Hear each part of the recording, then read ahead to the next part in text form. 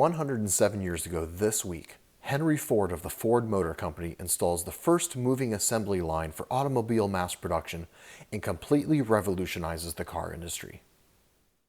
In 1908, Ford introduced the automobile that would change everything, the Model T. It was revolutionary because of its simple design and reliability, yet was still too expensive for the average family because of production costs. So, Ford made a promise. He would build a car for the great multitude and devise a plan to make it cheap enough that no man making a good salary would be unable to own one. But in order to lower the price of his cars, Ford would need to find a way to build them more efficiently. And he did.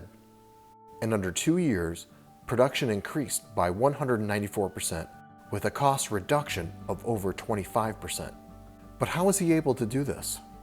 Ford broke down the Model T's assembly into 84 specific steps and trained each of his workers to do just one. This innovation reduced the time it took to build a car from more than 12 hours to just 1 hour and 33 minutes. What I love about Henry Ford's approach to car production is it looks strikingly similar to God's design for the church as laid out in the book of 1 Corinthians. The Apostle Paul writes this book to remind the church of its responsibilities based on the spiritual gifts given to each and every believer. Oh, thank you.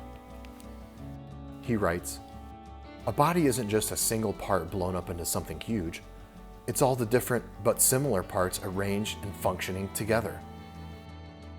Paul goes on to illustrate that God literally designed our bodies as a model for understanding the role each Christian plays in carrying out the mission of the church. Each body part has a specific size and location, serves a very distinct purpose, and is dependent on the function of all the other parts.